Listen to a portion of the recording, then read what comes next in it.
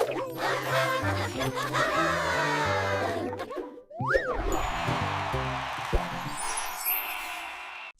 सुनते हैं एक क्लासिक कहानी, एक बहुत बड़ी मुश्किल और एक बहुत छोटे हीरो की।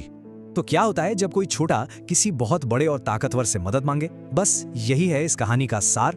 कहानी शुरू होती है एक छोटे से चूहे से जिसे नींद नहीं आ रही। क्यों? क्योंकि पास में एक भालू पूरी सर्दी खर्राटे ले रहा था। तो ये है कहानी के दो किरदार। एक तरफ है बेचारा चूहा और दूसरी तरफ जंगल का राजा शेर। चूहे को एक आइडिया आता है, सिर्फ शेर की दहाड़ ही उस भालू को जगा सकती है। लेकिन शेर अपने घमंड में चूहे को भगा देता है। कहता है, मेरे पास तुम जैसे छोटे चूहे के लिए वक्त कहाँ है? और बस चूहे को खाली हाथ लौटना पड़ता है। राजा इतना घमंडी था कि उसने मदद ही नहीं की। लेकिन कहानी यहाँ पलट जाती है। अब शेर को खुद एक बड़ी मुसीबत का सामना करना पड़ता है। उसे बहुत तेज खुजली हो रही थी, पर अपनी इज्जत बचाने के लिए वो किसी को बता भी नहीं पा रहा था।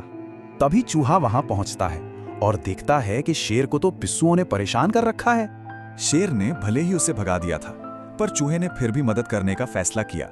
चूहा फुर्ती से शेर की पीठ पर चढ़ा और एक एक कर सारे पिस्सुओं को निकाल फेंका। और आखिरकार शेर को राहत मिली। उसकी खुजली के साथ साथ उसका घमंड भी चला गया। शेर को अपनी गलती का एहसास हुआ। उसने कहा, मैंने तुम्हें छोटा समझा, पर तुमने ही मुझे बचाया। अब बारी थी शेर की। वो चूहे का एहसान चुकाने के लिए उसके साथ भालू की गुफा तक गया। वहां पहुंचकर शेर ने एक गहरी सांस ली और जोर से दहाड़ा। शेर की दहाड़ से गुफा कांप उठी और भालू की नींद तुरंत खुल गई। खर्राटे बंद। तो इस तरह भालू जाग गया और चूहे को भी शांति मिल गई। दोनों की मुश्किल हल हो गई। इसे कहते हैं पारस्परिकता। मतलब जब आप किसी की भलाई करते हैं तो वो भलाई लौट कर आती है। तो क्या असली ताकत बड़े होने में है या फिर दयालु होने में? शायद ये कहानी हमें यही सिखाती है।